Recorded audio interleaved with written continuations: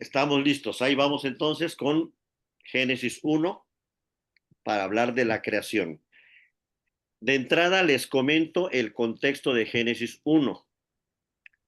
Me voy a colocar en la posición más general, dando por sentado que fue escrito por Moisés. Obviamente hay muchísimas opiniones y muchísimos eruditos que están analizando y revisando y dan diferentes autorías. En este caso, por cuestiones de lo que nos interesa es el contenido del texto, vamos a colocarnos desde el principio que Moisés lo escribió y lo hizo para comunicarle al pueblo de Israel cuando salieron de Egipto todo lo que significaba el ser el pueblo de Dios antes de entrar a la tierra prometida. Es decir, yo les sugiero que de manera inicial nos colocáramos en el momento que Moisés se está despidiendo del pueblo para que ellos entren a la tierra prometida y él les está comunicando todo y ahí colocar los 5 libros del Pentateuco, Génesis, Éxodo, Levítico, Número, Deuteronomio, en donde él les está dejando por escrito toda esta historia para que ellos puedan entrar a la tierra prometida y hacer realidad esa promesa que Dios hizo. Entonces, ¿hay otras posturas? Sí, si quieren al final comentamos la variedad, pero para poder dar inicio y colocarnos en un punto y empezar a extraer el contenido, vamos a colocarnos ahí. Entonces eh, toda la historia de la Biblia la podemos dividir en 12 etapas. Creación, que esos 2 capítulos son toda una etapa. Luego vendrían los patriarcas, luego vendría el pueblo de Israel, justamente en Éxodo con Moisés, la conquista, los jueces, el reino en la época de David, la división del reino, el exilio, cuando los 2 reinos son cautivados y llevados fuera, luego el retorno, luego vamos a tener 400 años de silencio entre el último libro del Antiguo Testamento, Malaquías, y el primer libro del Nuevo Testamento, que es Mateo. Luego inicia el Nuevo Testamento con la vida de Jesucristo, las cartas con la vida de la iglesia, y estamos incluyendo aquí el final de los tiempos porque de alguna manera Apocalipsis nos habla de eso, y por eso es que podemos dividir toda la historia de la salvación en 12 etapas. Estas las vamos a ir pues prácticamente profundizando lo más que podamos cada una, pero se las presento para que tengan ustedes el recorrido. Hay 2 elementos fuertes que podemos incluir que no son parte de la historia de la salvación, pero sí son parte importante de lo que sucedió en el mundo o sucede. Una de ellas es la caída que se da justo después de la creación, que aunque no es parte, digamos, de la salvación, Dios la usa justamente para su plan de redención. Y la última, que está antes del final de los tiempos, que es la famosa apostasía. Los que terminamos Apocalipsis recordamos que se avisa que antes de que Cristo venga va a haber una etapa muy fuerte, el mal va a aumentar, el diablo será desatado y todo lo que ya comentamos. Entonces podemos decir que estas 2 etapas, una al inicio o después del inicio y una justo antes del final, son así como el punto donde el enemigo intervino en el plan de salvación pensando que podía destruirlo, pero justamente es donde se prueba que no hay manera de interrumpir el plan que Dios tiene a pesar de que el enemigo pueda poner tropiezos. Estos 2 eventos son la prueba de que el enemigo no tiene más que un poder limitado y no puede interrumpir todo el proceso de salvación. Yo lo podría resumir todo este proceso de salvación en 3. Creación, que es lo que Dios desde el principio planteó. Redención, que es el centro de toda la Biblia. Y consumación, que es el final de toda la historia humana. En esas 3 etapas, ahí se encuentran todas las demás que les puse, Y podemos decir que la creación está aquí incluido en Génesis 1 y 2, pero también vamos a ver todos los orígenes desde Génesis 1 hasta el 11. Podemos dividir Génesis en dos etapas, Génesis del 1 al 11 y Génesis del 12 hasta el 50, porque en el 12 es donde aparece la figura de Abraham. Después iremos detallando esto. Entonces, todo el Antiguo Testamento abarca hasta que Cristo nace.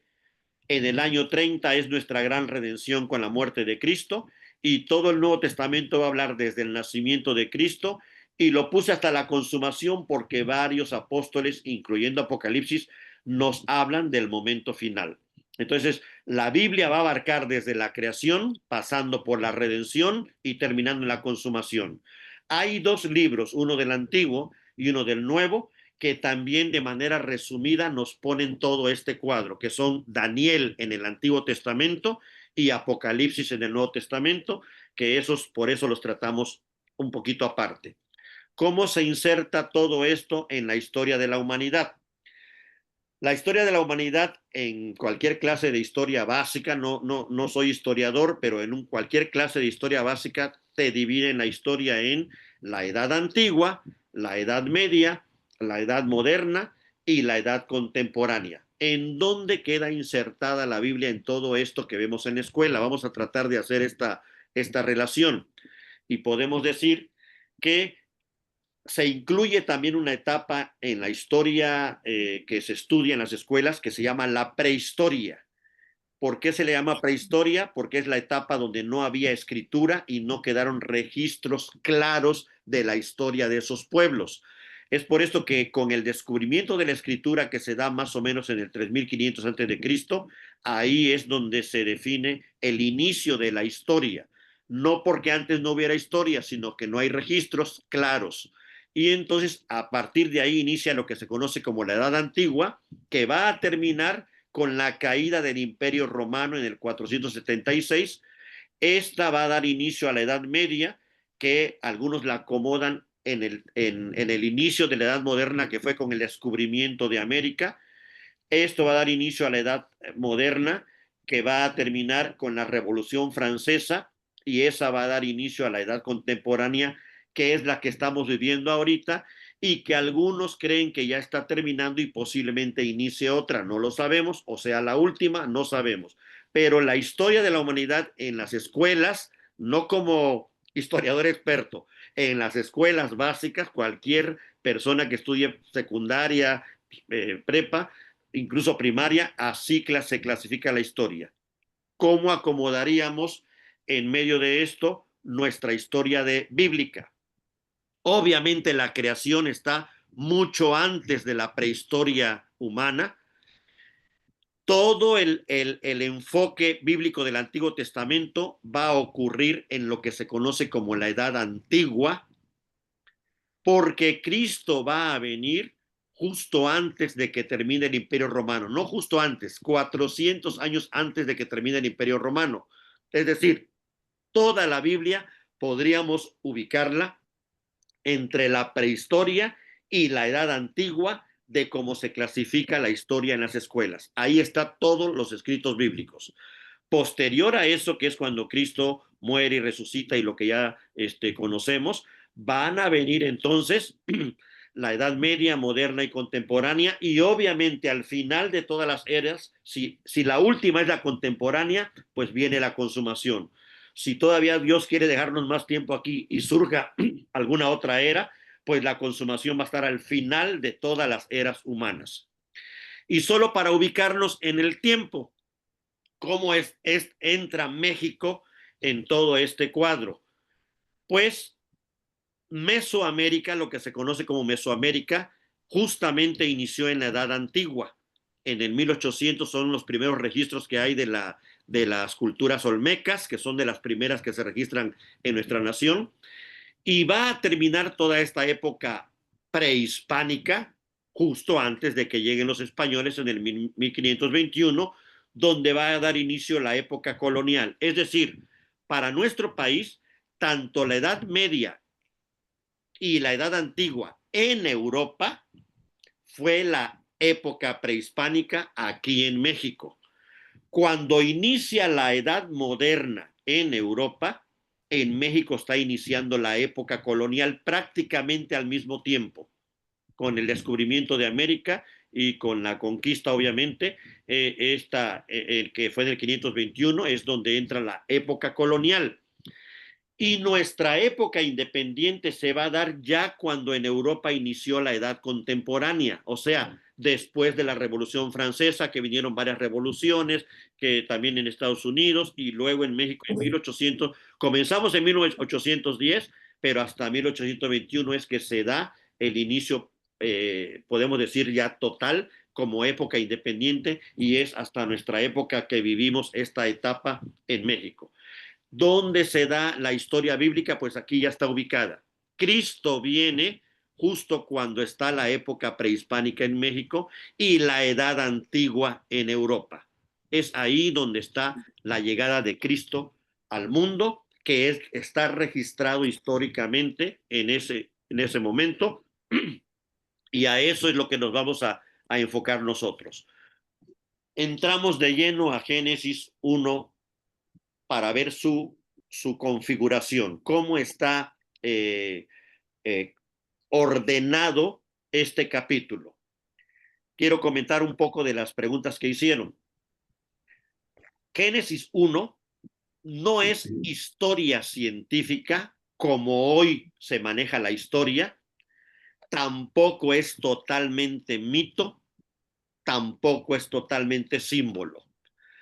Hay una palabra que se usa para definir cómo se entiende Génesis 1 y 2, y se dice es historia teológica. ¿A qué se refiere?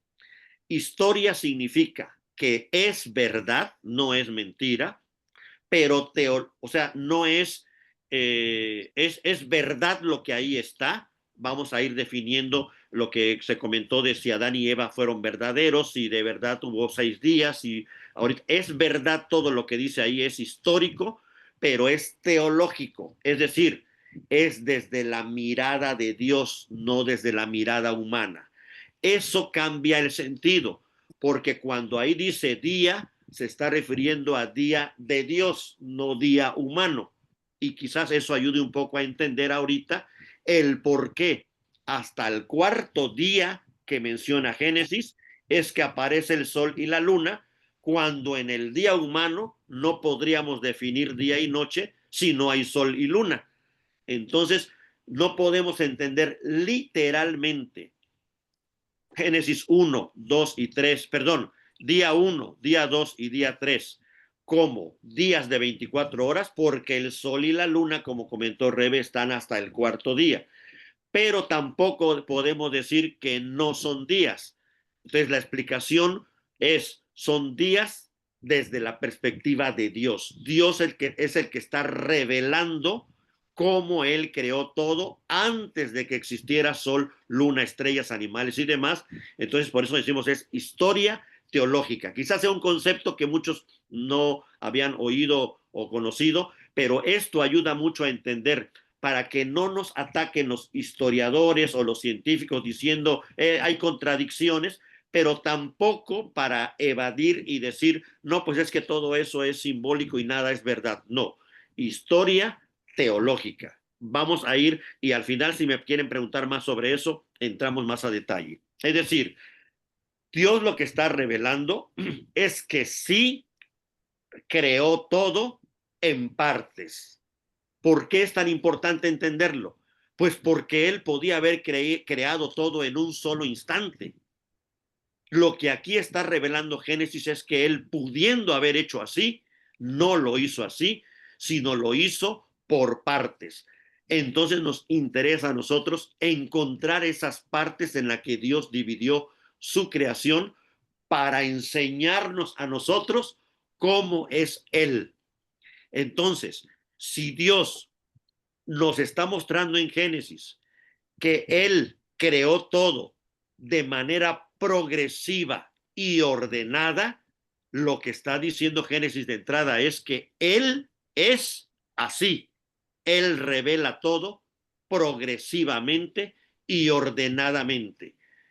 Es por esto que todo el Antiguo Testamento nos va a hablar de la historia de Cristo, pero de forma progresiva hasta su llegada, porque así es Dios. Y va a ser de manera ordenada, porque Génesis 1 así nos explica que es Dios. Él es ordenado, progresivo. ¿Y por qué es así? Para beneficio de las criaturas, es para que las criaturas lo entiendan mejor. Él sabe que somos limitados y que necesitamos como niños recibir información así, ordenada y progresiva para ir entendiendo su plan. Hay un momento en que Pablo dice que si supiéramos todo lo que Dios es, no cabría en nuestra cabeza todo eso, es demasiado. Por eso hay cosas que son reveladas y otras cosas ocultas. Las cosas ocultas de Dios no son cosas que no quiere que sepamos, son cosas que un día sabremos, pero primero necesitamos saber las verdaderamente importantes mientras vivimos en esta vida. Y esa es la Biblia. Es decir, no nos ocultó Dios cosas porque quiera permanecer en secreto. Él al contrario quiere mostrarse, pero Él sabe que somos limitados y se va a ir mostrando poco a poco durante todo Génesis, Éxodo, Levítico, Número, hasta que se muestre totalmente en Cristo. Y acuérdense, aun cuando se mostró totalmente en Cristo, no todos lo creyeron. Imagínense si se hubiera mostrado de un solo golpe.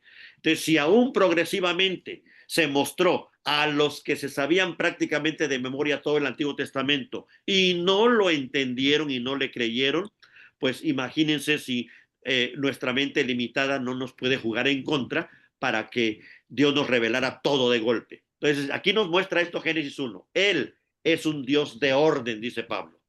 ¿De dónde saca esta conclusión Pablo? De Génesis. Así quiso Dios revelarse ordenadamente y progresivamente. Entonces, partimos de la primera frase que nos presenta Génesis 1.1. En el principio, no está hablando del principio de Dios, está hablando del principio de la humanidad. En el principio de la humanidad, en el principio creó Dios los cielos y la tierra. Y se va a enfocar qué significa cielos y tierra. Hay un modismo hebreo que da a entender que cuando se habla de lo más alto y de lo más bajo, realmente se está hablando de todo lo de en medio. Por ejemplo, cuando dice desde la planta del pie hasta la coronilla, no está literalmente hablando del pie de la coronilla, sino de todo el ser humano, y el modismo que se usa es hablar del extremo más superior y el extremo más inferior para dar a entender toda la totalidad. Entonces, cuando dicen en el principio creó Dios los cielos y la tierra, es la introducción para decirnos todo lo que existe, lo más alto y lo más bajo, Dios lo creó. ¿Por qué es tan importante esto? Porque aquí nos da otra revelación de Dios. Él creó todo. No fue un pleito entre dioses como creían los mesopotámicos. Después hablaremos de esto. Recuerden que en este momento que Moisés le está comentando al pueblo toda esta historia del inicio, las ideas que predominaban de cómo se inició el mundo eran la mesopotámica y la egipcia.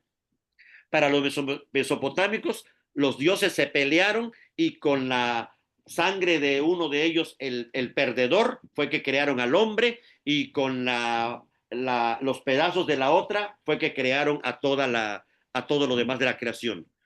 Y para los egipcios eran dioses que solitos se engendraban a sí mismos y que ellos iban generando todas las partes del agua, de la tierra y demás, a veces con cosas mágicas o a veces con relaciones sexuales entre ellos, generaban otra parte del universo, y entonces todo esto queda prácticamente sepultado con esta primera frase. En el principio creó Dios el cielo y la tierra. Para la mentalidad de los que salían de Egipto era tumbar todo lo que sabían de los mesopotámicos y de los egipcios acerca del origen. No había tal pleito entre dioses, no había dioses engendrándose a sí mismos, es un solo Dios que creó todo lo que existe. Y aquí viene ya el detalle. y la tierra estaba desordenada y vacía.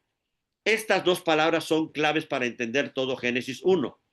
No es la palabra desordenada como cuando decimos nosotros, tienes todo un chiquero, tu cuarto está todo desordenado. No se refiere a eso. Se refiere a que la tierra no tenía el orden que hoy tiene. Estaba desordenada. Es decir, este orden que hoy vemos, está escribiendo, ya dijimos que vamos a dar por sentado que es Moisés, este orden que hoy vemos no estaba, Dios se lo puso, es lo que está diciendo Génesis. La tierra, así como la conoces, no era, estaba desordenada, no tenía orden.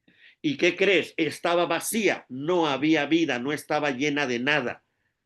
Entonces lo que va a hacer Génesis 1 es dedicarle los primeros 3 días a cómo Dios puso orden y dedicar los días 4, 5 y 6 para decir que Dios puso vida, cómo llenó Dios esa creación. Vuelvo a repetir, los primeros 3 días, la primera triada es el orden, la segunda triada es cómo llenó Dios para que no estuviera vacía.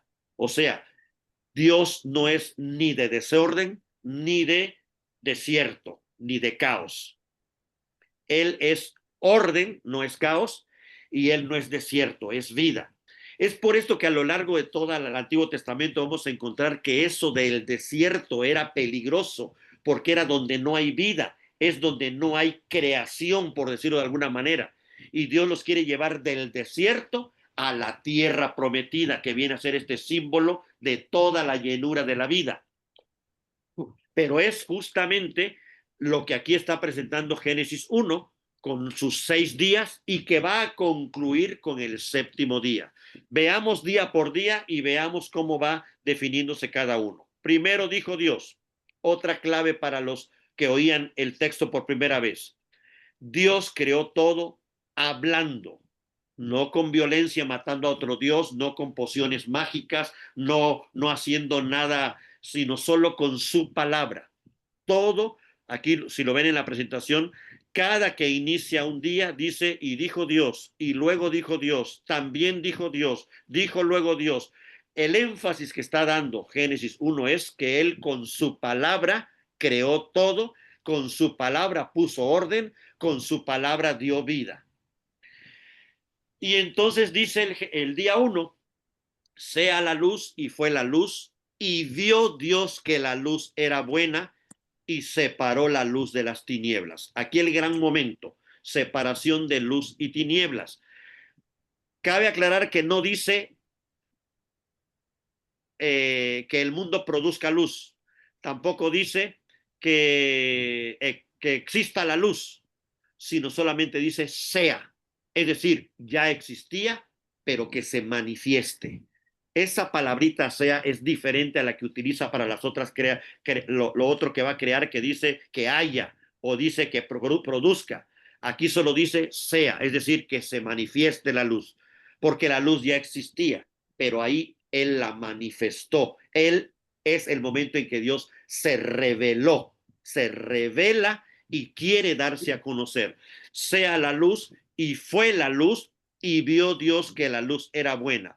Aquí Dios en su misma revelación le pone un calificativo de bueno, es decir, es moralmente bueno. Dios es el que define qué es bueno y qué no es bueno. Es podemos decir, un atributo de él, esta definición de lo bueno y lo malo. El ser humano solo tiene que conocer qué es lo que Dios ve bueno para que se coloque en ese rubro, o qué es lo que Dios ve malo para evitar ese rubro. Es por esto que va a ser importante en Génesis 2 y luego el 3, este árbol del bien y del mal. Aquí estaba la prueba de fuego entre qué era bueno y malo, lo que Dios definía o lo que el hombre decidía. Y aquí está la primera calificación. Dios no solamente manifestó la luz, creó la luz en este sentido, sino que también dijo que era buena, buena en el sentido moral de la existencia. Y separó luz de las tinieblas. Otro criterio que vemos aquí en Génesis. Lo que Dios separa, que el hombre no lo junte. Y lo que Dios junta, que el hombre no lo separe. Ese es un criterio que vamos a encontrar a lo largo de toda la Biblia en un montón de cosas. Si Dios quiere que estén juntos, tienen que estar juntos. Eso es lo moralmente bueno. Si eso que Dios quiere que estén juntos se separa, eso no es bueno. Y entonces, aquí ya nos dan el primer indicador que luego el Nuevo Testamento lo va a retomar. La luz no tiene ninguna relación con las tinieblas. Desde aquí nos presentó Génesis 1. A las tinieblas le llamó día, perdón, a la luz le llamó días y a las tinieblas le llamó noche, y vio Dios que era bueno. Y vean aquí la conclusión del primer día. Y fue la tarde y la mañana el día primero. ¿Día primero de quién? Si no hay sol ni luna, día primero de lo que Dios está creando. Es la primera parte, es el primer movimiento que Dios hace para mostrarnos quién es Él. Él lo primero que quiere dar a conocer a sus criaturas es la luz. ¿No ven esta correspondencia directa con el Evangelio? Lo primero que Dios quiere del ser humano es que conozcan la luz, o sea, a Cristo. Es lo primero, el primer paso.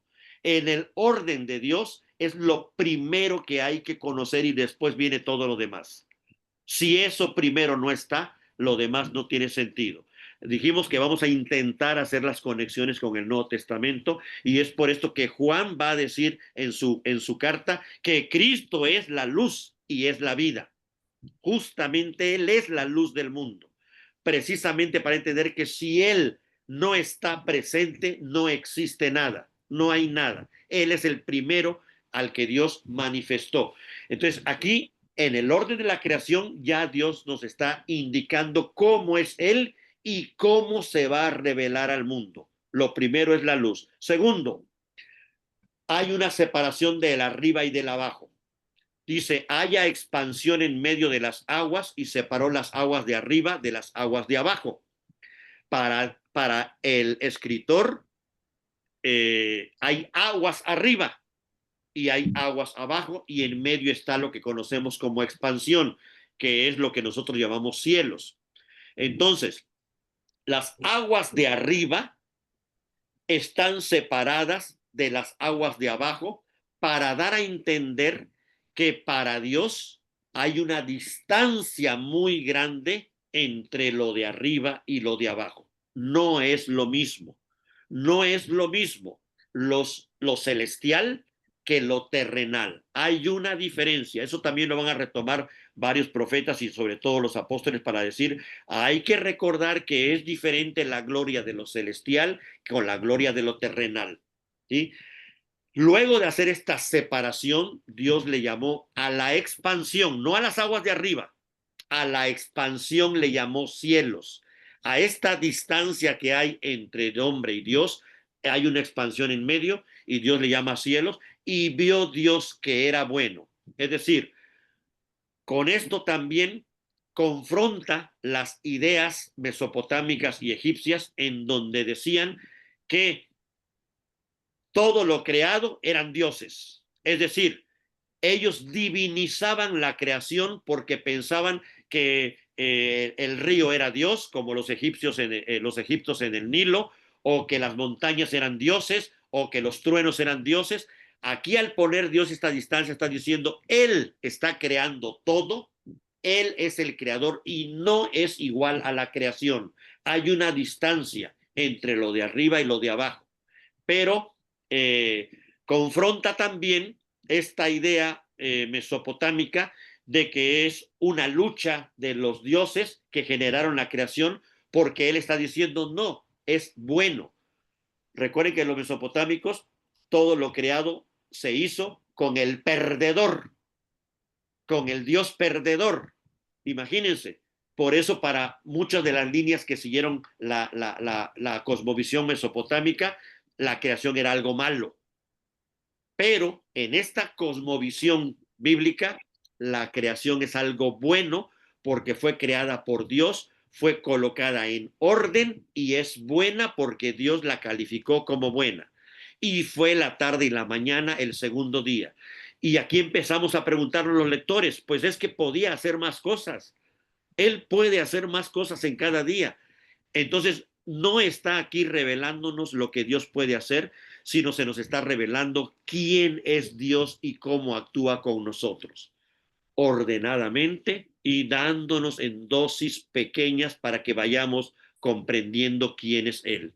Tercer día, ahora se enfoca en la parte de abajo y Dios le dice a las aguas de abajo que se junten en un lado para que se descubra lo seco. Las aguas obedecen, inmediatamente se juntan en un lado y se descubre lo seco. A lo seco le llamó tierra y a la reunión de aguas mares. Y después dijo Dios, produzca la tierra hierba que dé semilla y árbol que dé fruto según su género. Y fue así. Y vio Dios que era bueno. En el tercer día Dios pone énfasis en dos cosas por primera vez. En descubrir lo seco que es la tierra y en que la tierra produzca fruto, semilla y árbol. Es decir, en un solo día, la tierra surge y también produce vida. Hay un orden, está íntimamente ligado toda la vegetación con la tierra, a diferencia de los animales que va a crear después. ¿Cómo podemos eso observarlo hoy? Y cualquier persona en cualquier época de la historia, aunque no sea erudito, biólogo o zoólogo, pues que las plantas están pegadas a la tierra y no crecen, se desarrollan, mueren, pero nunca se despegan de la tierra. En cambio, animales como humanos, sí nos movemos de un lado a otro y tenemos una fuerte apego a la tierra, pero también estamos un poco separados de ella. No así las plantas, que son, hay una íntima relación entre plantas y tierra. Y fue la tarde y la mañana el día tercero. Aquí ya Dios organizó, ordenó los espacios, los momentos, los lugares, digamos. El espacio está ordenado, pero falta que Dios le ponga vida a cada espacio. Y eso va a enfocar en día 4, día 5 y día 6. Y vean esta perfecta relación. En el día 4, Dios creó la lumbrera para que separase el día y la noche que ya había puesto en el día 1. Y dice la lumbrera mayor, como se mencionó, es el sol, para que señorease en el día. Señorease es como que gobierna el día. Es el sol quien define cuándo empieza el día y cuándo termina. Y la lumbrera menor para que señorease en la noche. Y dice, y también las estrellas. Obviamente hoy cualquier persona que se dedique al cosmos va a decir, no, pues si el Sol es una estrella también y es muy pequeñita con respecto a otras estrellas gigantes. Recuerden que Dios está revelándose a sí mismo a los humanos. Es lo que nosotros desde aquí podemos entender y captar para conocer, no el universo, para conocer quién es Dios. Con lo que podemos ver desde aquí parados en la tierra, aunque nunca hayamos estudiado nada, es fácil entender quién es nuestro Dios si leemos Génesis 1 y vemos este orden que hay y cómo hay estos dos astros que definen el día y la noche, y sin necesidad de tanto estudio puedo entender cómo es Dios de ordenado y que quiere el bien para mí. Estas dos lumbreras fueron creadas para enseñorar, sí, pero también al servicio de lo que va a venir, que todo nos está indicando que viene algo más grande. El texto nos está llevando a que Dios de manera progresiva nos está llevando a algo mayor, a algo mejor. Está empezando y está desarrollando el texto y ya nos está dando ganas de llegar al final para ver cuál va a ser ese gran momento de su creación. Y vio Dios que era bueno. Es decir, toda la creación, contrario a lo que creen incluso muchos científicos en la actualidad, no todos, pero muchos creen que la creación es un caos y que todo va hacia el caos y que todo va para mal. Génesis refuta esa idea y dice, no, todo fue creado bueno. Todo fue creado bueno por solo un Dios y con su palabra y por amor. No fue por violencia, no fue por necesidad, no fue porque se sentía solo. No hay nada de esto, es porque quiso revelarse. Él creó todo porque quiso revelarse. Quinto día, y va a enfocarse en las aguas, que fue lo que se enfocó en el segundo día. Ya tenía el espacio de las aguas de arriba, de las aguas de abajo y la expansión. Y entonces dice, produzcan las aguas seres vivientes y aves que vuelen sobre la tierra en la abierta expansión de los cielos. Seres vivientes de las aguas y toda ave alada, y vio Dios que era bueno. Dios coloca en el mismo punto a las aves y a los peces para colocarlos en este segundo día donde creó, donde separó las aguas de arriba de las de abajo y se formó este espacio del medio llamado expansión. Entonces está totalmente correlacionado y fue la tarde, pero aquí hay un dato importante que le dice Dios antes a los animales que creó. Los bendijo y les dijo, fructificad y multiplicaos. Es decir, les da una comisión, una tarea. Ellos reciben la tarea de reproducirse y multiplicarse en toda la tierra. Y entonces aquí encontramos que en el día cuarto, quinto y sexto, no solamente Dios da vida, sino también da tareas. Olvidé mencionar la del día 4. A la lumbrera mayor y a la menor, Dios las puso ahí para que sirvan de señales para las estaciones, para días y años. Es decir, tienen su tarea y la tienen que cumplir hasta que Dios les diga que se detengan. Lo mismo las aves y los peces. O sea, en el primer día solo creó, en los 3 primeros días, Dios solo creó los espacios y les puso nombre, los nombró, el nombramiento. Pero en el día 3, 4, 5 y 6, crea los habitantes, crea la vida y les da su tarea. Vamos entonces al sexto día, que es el esperado. Ya está el texto preparado para llegar a ese clímax. Ahí va a estar el clímax del capítulo 1. Luego dijo Dios, produzca la tierra seres vivientes. Chequen que es la misma palabra que se dice de el día 3, produzca la tierra hierba que dé semilla. Pero aquí son seres vivientes que salen de la tierra, pero pueden moverse independientemente de ella. Produzca la tierra seres vivientes según su género, bestias y serpientes y animales de la tierra según su especie, y fue así. Eso es lo primero. Pero lo mismo que hizo en el día 3, que puso dos cosas, no solo separó a la tierra de las aguas, sino también le dijo que produjera plantas, también en el día 6 va a hacer dos cosas. Una, diciéndole a la tierra que produzca serpientes, animales y todo lo que va a habitar sobre la tierra, pero de manera especial, y aquí empezamos a ver el clima. Entonces dijo Dios, hagamos al hombre a nuestra imagen, y creó Dios a nuestra semejanza, y todo lo que dice el texto, y dice, y creó Dios al hombre a su imagen, varón y hembra los creó. ¿Por qué es tan importante este texto? Contrario a la mentalidad mesopotámica de la época y a la egipcia, ahí les va.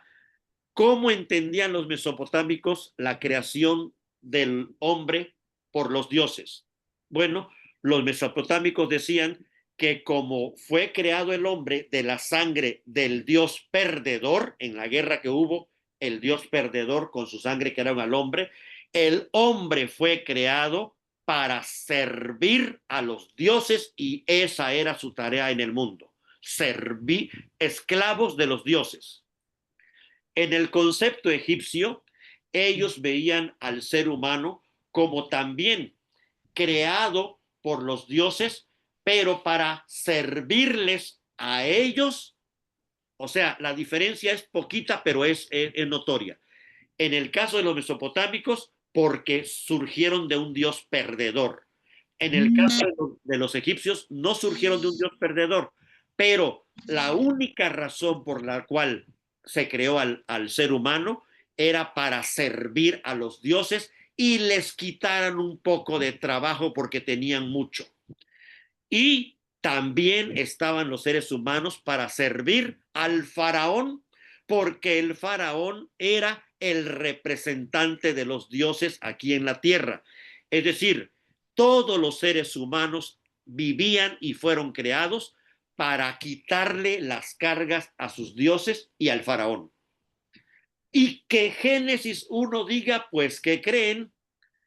El hombre no fue creado para nada de eso, sino fue creado a imagen de Dios para reflejar, imágenes porque refleja quién es Dios.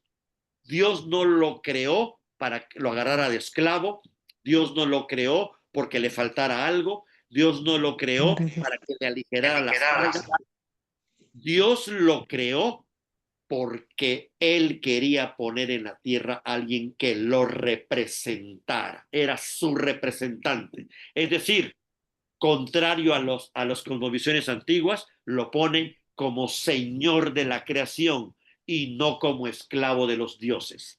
Por eso es tan importante Génesis 1, porque no solamente nos da una antropología, es decir, lo que la Biblia entiende que es el ser humano, no es una basura de los dioses o un ni modos porque existan, no, es lo mejor para Dios de toda la creación.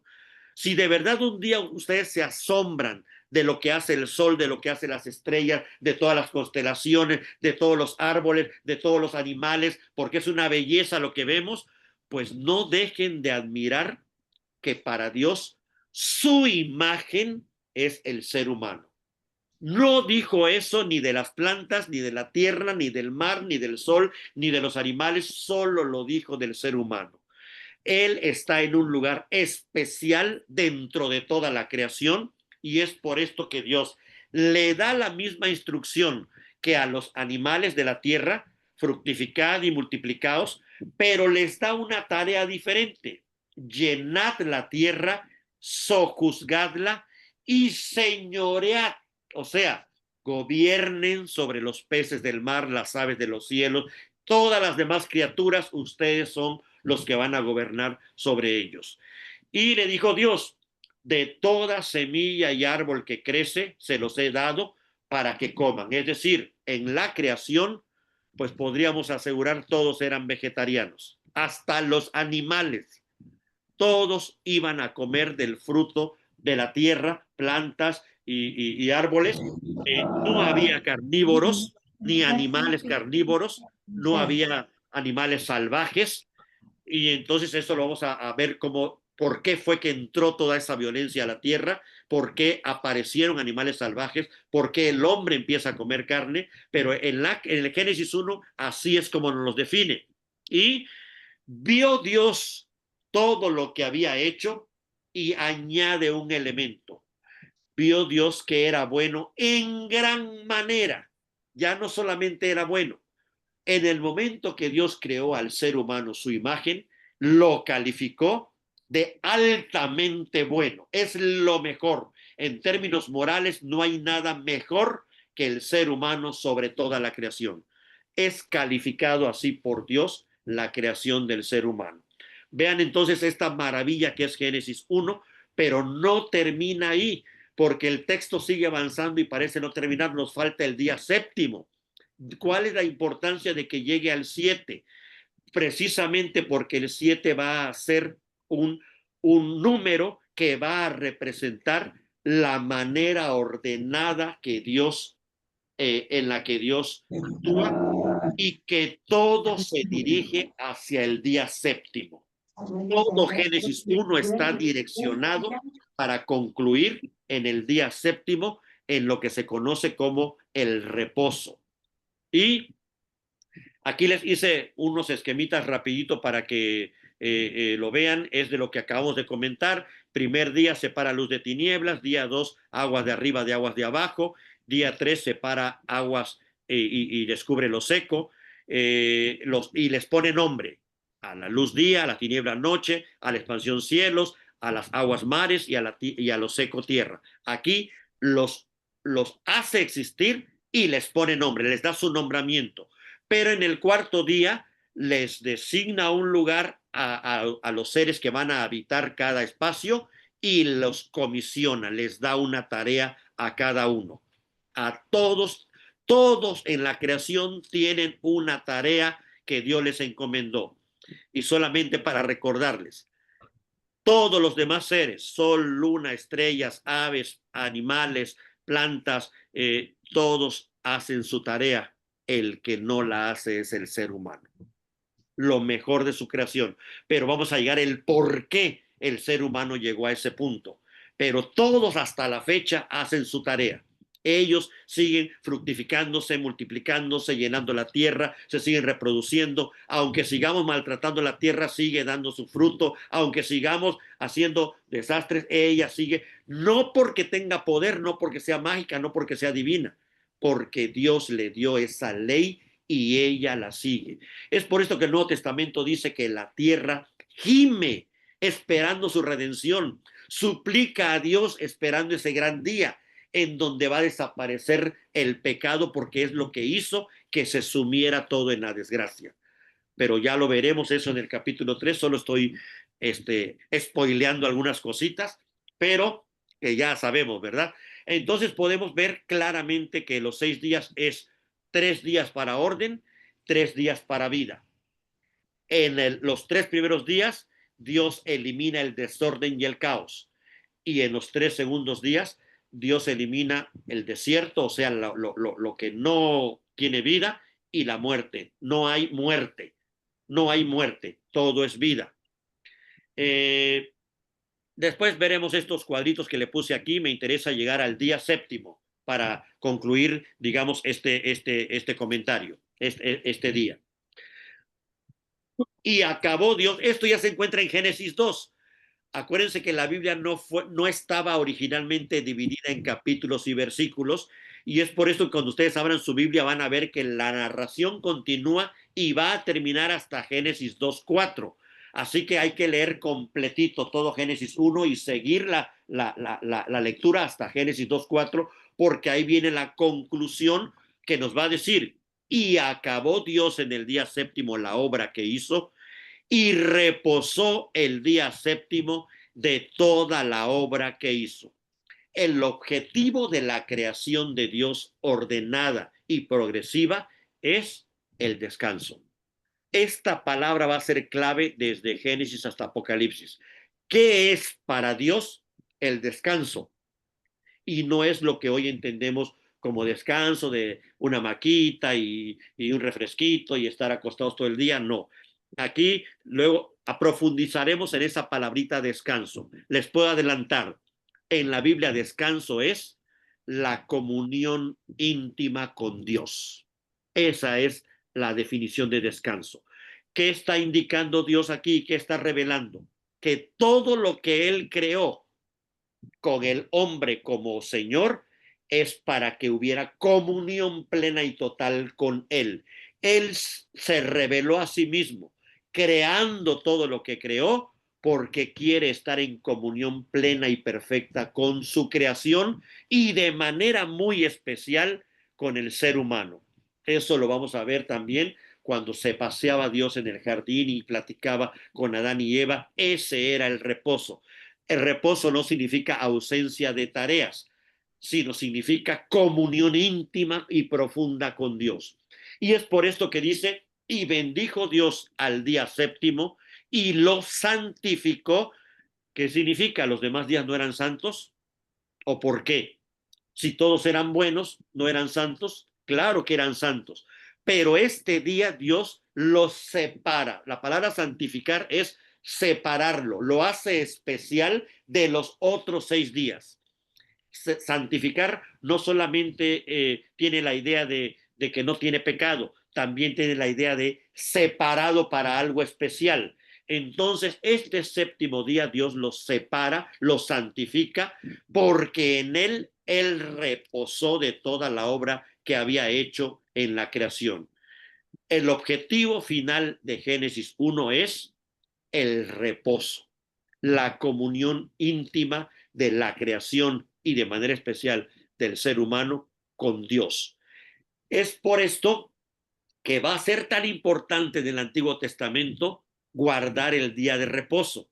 El día de reposo no fue una ley que apareció después que salieron de Egipto, cuando se le dio los 10 mandamientos. Se colocó aquí desde la creación. No fue una ley que apareció hasta después, muchos años empezaron a entender esto del día séptimo. No, en Génesis 1 ya Dios está revelando la importancia que tiene el día séptimo. No solo por lo especial del reposo, no del día, del reposo, es decir, de la comunión, sino porque chequen algo, de este día no se dice nunca, y fue la tarde y la mañana el séptimo día. Es decir, el reposo es algo eterno, no tiene principio ni final. El que entra al reposo de Dios, ahí queda para siempre. El punto es entrar al reposo. El punto es llegar al final de la revelación. El punto es seguir este orden que Dios fue revelando y entrar a su reposo. Y a eso es lo que le llamamos el día de reposo, que hoy no será el día que analicemos que si es sábado, que si es domingo, que cuál día es. Solamente quiero enfatizar que más que un día es un estado, es una situación, es una condición del ser humano de comunión íntima con Dios. Hasta aquí quisiera dejar la charla. Me gustaría sus comentarios y sus